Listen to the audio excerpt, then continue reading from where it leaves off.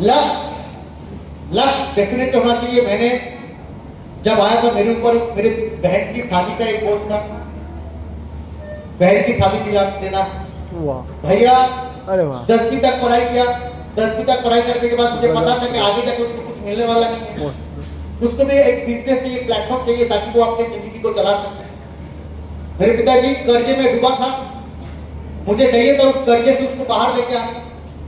मेरे मम्मी का सपना था किराए के घर में और कितने साल रहे खुद का ही घर बनाना। तो मेरे जो बार्निंग बेसिक था, जो बार्निंग जो बेसिक नीड था, बहुत स्ट्रॉन्ग लेवल में बन चुके।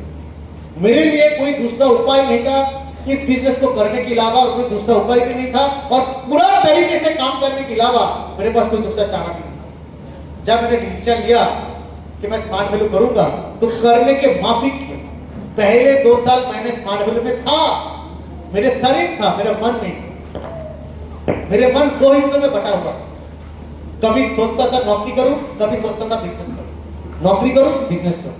पहले 2 साल मेरे माइंड बटा हुआ, 50% पढ़ाई लिखाई में, नौकरी में, 50% स्मार्ट वैल्यू। पर 2 साल के बाद मेरा मन बटे हुए नहीं, एक ही जगह में फोकस हो गया। और उसका नतीजा क्या हुआ मैं आपको दिखाना चाहूंगा। आगे थोड़ा बढ़ते, आगे बढ़ो। डेट ऑफ रजिस्ट्रेशन 16 फरवरी 2003 ये था मेरा एडमिशन डेट, 16 फरवरी 2003। आगे बढ़ते हैं। नेक्स्ट पहला एक्सीडेंट 2004-2005। ये चेहरे से मेरे को दिख रहा है ना, पहचान तो 2004 का फोटो मेरा। देखिए यहाँ पे वीसा का डेट लगा हुआ है 4 अक्टूबर 2004। 2004 में शायद कई सारे लोगों का जन्म भी नहीं हुआ। तो जिनका ट्रेनिंग आप ले रहे हो, आपकी जन्म से पहले सिंगापुर घूम के आया। तो 4 अक्टूबर 2004 से लेकर 8 नवंबर 1 महीने का वीसा हमको मिला था सिंगापुर जाने का। आगे बढ़ते हैं, आगे बढ़ते हैं। ये था वो सिंगापुर जहाँ पे हम सिंगापुर का फोटो थोड़ा दिखाओ। सिंगापुर में जाने के बाद इस जगह में जो आप देख रहे हो, इस जगह में पहुंचने के बाद मैं और पार्थोमिक बेहोश हो गए, देख के बेहोश हो गए कि कहां पे पहुंच गए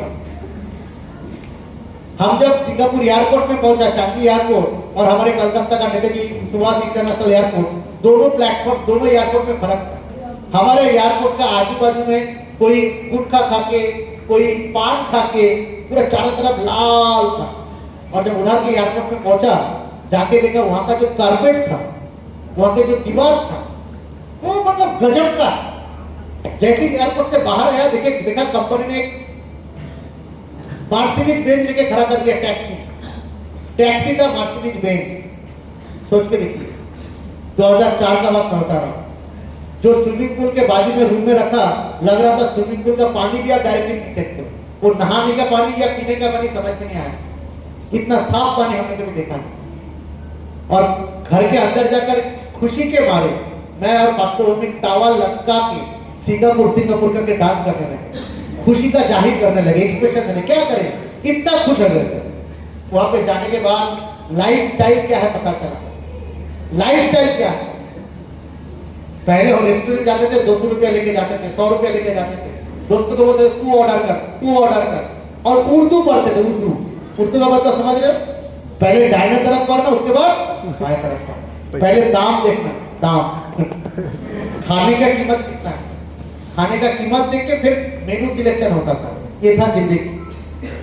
बट स्मार्ट वैल्यू ने चेंज कर दिया, खाने का कीमत नहीं, पहले खाना कौन सा पसंद है, दाम तो स्मार्ट वैल्यू का कमीशन से आएगा। क्या फर्क पड़ता है? दुबई में गया था, दुबई में 2007-8 गया था। सिर्फ 1.5 लाख रुपए का चॉकलेट का मार्केटिंग किया था मैं आपके में। 1.5 लाख का सिर्फ चॉकलेट। थाईलैंड एंड मेरे बहन का शादी 2007-2008, बहन का शादी 2008 में हुआ। 12 हफ्ते का कमीशन इनकम को इकट्ठा करके, 12 हफ्ते का कमीशन को इकट्ठा करके मेरे बहन का शादी दिया। लोग 12 साल क्या 22 साल से इंतजार करते हैं अपने बेटी को विदा देने के लिए, पैसा जुगाड़ करते, LIC में पैसा, सोना खरीद के रखो, वो रखो। मैं तो बोलता हूँ अगर अपने बेटी को अगर सही शादी देने से पहले, मैं पिताजी को फॉलो किया, उन्होंने मेरे को बोला था नहीं मेरा बेटी की शादी है उसके लिए बहुत सारे खर्चा है, मैं अभी स्मार्ट वैल्यू कर नहीं पाऊंगा, बेटी को एडमिशन नहीं करा पाऊंगा। मैं उसके पिताजी को पूछा था, आप कर्जे में क्या क्या दे रहे हो, मतलब दहेज में क्या क्या दे रहे हो? बोले मैं तो दहेज में दे रहा हूँ, एक पलंग दे रहा हूँ, दामाद को एक बाइक दे रहा हूँ, 50,000 का कैश दे रहा हूँ। खाना कितना खिला रहे? बोले खाने के लिए तकरीबन 400 लोगों को बुलाया हूँ, गहना 10 तोले का सोना दे रहा हूँ। कितना कुछ बोला था, इतना करो। मैंने बोला ये सारी चीज देने के बावजूद भी आपका बेटी अगर आके बोले पिताजी मेरा लाइफ बर्बाद हो गया, तो क्या आप खुश रहोगे? बोले तब तो मैं खुश नहीं रहूंगा। जब आपका बेटी आके बोलेगा पिताजी 10 रुपया का गोलगप्पा खाने के लिए आपके दामाद के पास हाथ फैलाना पड़ता है, मुझे बुरा लगता है कि एक मास्टर डिग्री होल्डर होने के बावजूद भी 10 रुपया का गोलगप्पा खाने के लिए मुझे अपनी दामाद के सामने हाथ फैलाना पड़ता है। आपको एज ए फादर अच्छा लगेगा? बोले आप इतने सारे चीज दहेज में दे रहे हो, सबसे मजबूत दहेज वो होता अगर आपने अपने बेटी के नाम पे स्मार्ट वैल्यू का एक आईडी नंबर दे दिया।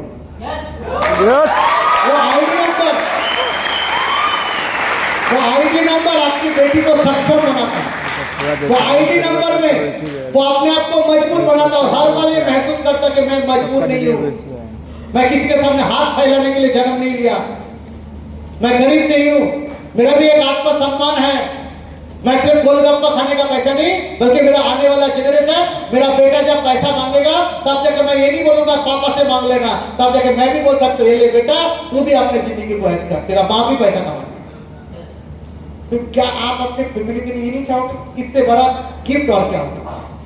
उस बंदे ने उसी तुरंत पैसा दिया। प्रॉब्लम क्या है? हम लोग डायलॉग कई सारे देते हैं, बट इमोशन उसकी दिल में पहुंचने वाले जो बात है वो बात पता नहीं।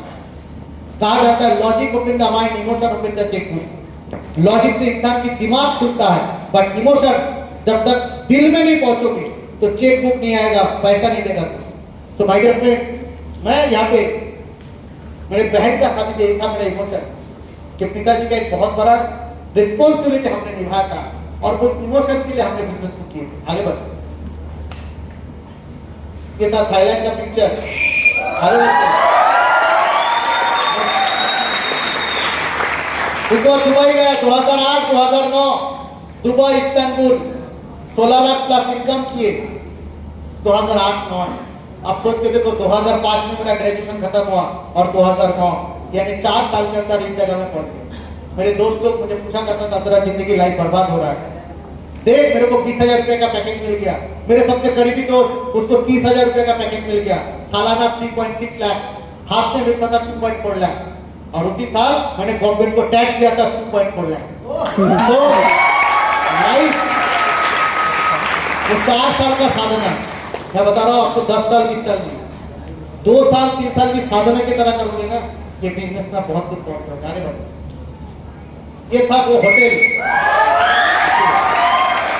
इस होटल में 2007-8 की बात बता रहा हूँ, इस होटल में हमने ब्रेकफास्ट किया था 2007-8 में। आज से 14 साल पहले ब्रेकफास्ट करने की कीमत था 5,000 रुपीज, 5 के 5,000 रुपया देकर कंपनी ने लेके गया था सिर्फ ब्रेकफास्ट करने के लिए। ब्रेकफास्ट में ऐसा कुछ सामान नहीं था कि 5,000 रुपये का बहुत सारे खाना, नहीं, नॉर्मल 5 स्टार होटल में जो रहता है वैसे।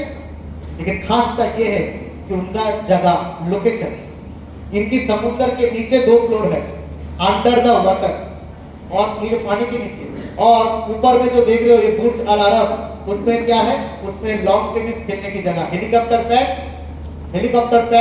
हेलीकॉप्टर रुक सकता है, प्लस वहां पे लॉन्ग टेनिस खेल सकते हैं। इस होटल में हम लोग गए थे तो समझ में आ गया कि भाई मैं कहाँ का लड़का हूँ, कहाँ का लड़का। एक 2 स्टार होटल देखता था, सामने कोई दारोगा खड़ा है, सिक्योरिटी गार्ड खड़े, तो डर लगता था अंदर जाऊं, अगर धक्का मार के निकाल दे तो। ऐसे लोग हम लोग, आपको तो लगता है ना? लगता है ना? एक बड़ा सा 5 स्टार रिसोर्ट देखते लगता है ना, डर लगता है कि अंदर घुसू, अगर बाहर निकल देते। आप सोचिए ऐसे घर की एसोसिएट बुर्ज अल अरब 7 स्टार होटल में जाके ब्रेकफास्ट खा के, फोटो खींच के, सेल्फी खींच के आ जाता है। लाइफ में इतना बड़ा लाइफ टाइम कौन देगा आपको? बताओ, देगा आपको? ये परिवर्तन डायरेक्ट सेलिंग इंडस्ट्री से आ सकता है। आइए आगे बढ़ते हैं। ये देखिए साल कौन सा लिखा है? 2008 के बाद 2000, देखो 12 अक्टूबर 2009, इस्तांबुल लिखा हुआ है, तार्की। चलो आगे बढ़ते हैं। ये है वो तार्की का बॉस्फोरस ब्रिज। ये ब्रिज का इस बार मैं बता रहा हूं, इस ब्रिज का खास बात क्या है, दो कॉन्टिनेंट को कनेक्ट करता है। एक तरफ एशिया, उस तरफ यूरोप। आप बिहार और उत्तर प्रदेश का बाउंड्री बॉर्डर देखे ना, इस तरफ उत्तर प्रदेश, इस तरफ बिहार। इधर जाओगे इस तरफ झारखंड, इस तरफ बिहार। किशनगंज में जाओगे ये तरफ बंगाल, इस तरफ बिहार। ये ब्रिज का इस तरफ यूरोप, उस तरफ एशिया। दुनिया में कितने कुछ देखने का हमको पता है। लाइफ आपका इनकम्प्लीट। आप सोचो तो किस लिए जिंदगी जी रहे हो? पार्टी पेट के लिए, चावल के लिए, रोटी के लिए, दाल रोटी। ये दोनों आंखों से दुनिया को नहीं देखोगे? यस, दुनिया को नहीं देखोगे? देखिए दाल भात वाला देख के रह जाओगे? सोच को क्यों नहीं बड़ा करते हम? छोटा छोटा करके रख देते। पापी पेट का सवाल है, शादी करेंगे, दो बच्चे का बाप बनेंगे या तो माँ बनेंगे, बस फिर चल बसेंगे। नाम क्या रखा? नाम रखा, बहुत सुंदर सा नाम रखा। क्या नाम रखा? सचिन। किसी का नाम रखा कृष्णा, किसी का नाम रखा महादेव। क्या बड़ा बड़ा भगवान जैसे नाम है ना। मैं तो बोलता हूँ भगवान का नाम से नाम रखने से बहुत प्रॉब्लम है। क्या कहते, एक बार कोई लोग अगर नाम के हिसाब से गाली भी दे देते तो पता ही नहीं कि किसको गाली दे रहे हैं। तो कितना बड़ा बड़ा नाम रखते, बट एक्चुअल नाम क्या है? उनकी जिंदगी को देखते हैं, उनका नाम क्या है? उनका नाम है आया राम और गया राम। राम आया और राम गया। वो क्यों आया पता नहीं चला, और क्यों चला गया। आया राम और ये है हमारा एक्चुअल लाइफ। ऐसे पीछे कुछ फायदा है? फायदा है? फायदा है क्या? ये फायदा नहीं है। आगे बढ़ते तो ये देखिए 2010 Hong Kong, Macau, Thailand and 47 lakhs। चलिए आगे थोड़ा देख लेते हैं, आगे बढ़ते। ये देखिए मैकाओ लिखा है, मैकाओ 2010। यस, आगे बढ़ते हैं। 2010 लिखा है थाईलैंड।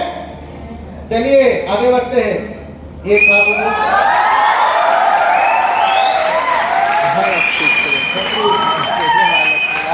अब आप बताओ, आपको मैं बोलता हूँ कि कंपनी ने टारगेट रखा है स्टेट लेवल के लिए आपको 10 लोगों को इन्वाइट करना है। अभी आप 10 लोगों को इन्वाइट करने के लिए डर रहे हो। आपके सामने दो ऑप्शन, 10 लोगों की डर या इस क्रूज में बिताने का टाइम। अब क्या करोगे? क्रूज में टाइम बिताओगे या 10 लोगों के डर से आप घर में बैठे रहोगे? क्या करोगे आप? भाई इधर में जिंदगी खत्म हो रहा है, लाइफ बर्बाद हो रहा है, मैं डर रहा हूं। तो आगे बढ़ते नेक्स्ट। ये था मैकाओ का होटल। इस होटल का हमारा रूम नंबर था 7401। 7401 का मतलब होता है 74th फ्लोर। 74th फ्लोर का एक नंबर रूम था हमारा। कितना फ्लोर? 74 फ्लोर में थे। आप सोचोगे लिफ्ट में कितना टाइम लगता होगा? लिफ्ट में 2 मिनट से ज्यादा टाइम नहीं लगता, इतना फास्ट वो लिफ्ट जाता। और होटल के नीचे क्या नहीं था? पोर्शे का शोरूम, मर्सिडीज बेंज, BMW, जितने बड़े बड़े कार है सबका शोरूम अंदर। वो होटल एक नगरी था, नगरी। क्या था वो? नगरी। एक नगरी, एक सिटी जैसा। इधर में हम स्मार्ट विलेज में जाके रुके। आगे बढ़ते London, Scotland and big house of 40 lakh. आगे बढ़ते थोड़ा आगे बढ़ते। मेरा मम्मी भी साथ में गई है। जोरदार ताली स्मार्ट वैल्यू के लिए। ये था टेम्स नदी के ऊपर खींचा गया फोटो। आगे बढ़ते थोड़ा। This Scotland. आगे बढ़ते आगे बढ़ते। ये थोड़ा फॉर्म नंबर 16 में है, यहाँ पे पूरा इनकम दिखाया गया। उसके बाद पेरिस आया। आगे बढ़ते हैं। 2014 पढ़ना हार्ले डेविडसन आया। आगे बढ़ते हैं। उसके बाद ऑस्ट्रेलिया आया, साउथ अफ्रीका आया 2015-16। आपको जाना है? जंगल सफारी जाना है? जाना है या आपका डेस्टिनेशन है दारोगा से मुजफ्फरपुर, मुजफ्फरपुर से दारोगा? क्या करेंगे? क्या करेंगे? जाना है तो जाना है तो फार्मेसी करना है, साधना करना है पहले 3 से 4 साल। करना है नहीं करना है? प्रोफेशनल बनना है इस फील्ड में, बनना है नहीं बनना है? आगे बढ़ो। राशिद राशिया 19 years ऑफ जर्नी, 19 साल का जर्नी है। ओके, क्लोज कर।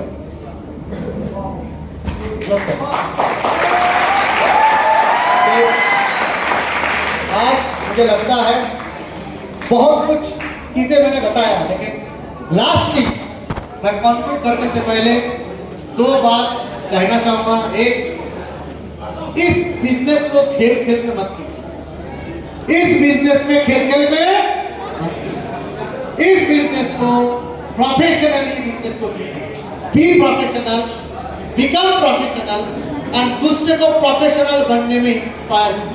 आपको देख के आपका टीम इंस्पायर होगा, आपकी कर्मों को देखकर आपकी टीम इंस्पायर होगा, आपके सीनियर लीडर इंस्पायर होगा, आपके टीम इंस्पायर। खुद को वो प्रोफेशनल, ऊपर वाले से प्रे करता हूँ आपको वो ताकत दे, आपको वो सक्षम दे, वो एनर्जी दे, वो ऊर्जा दे हर चीज से लड़ने के लिए। हमारा सबसे बड़ा दुश्मन है हमारे खुद के माइंड से। कुछ कुछ जगह में हम खुद के साथ खुद लड़ाई करते हैं और हार जाते हैं।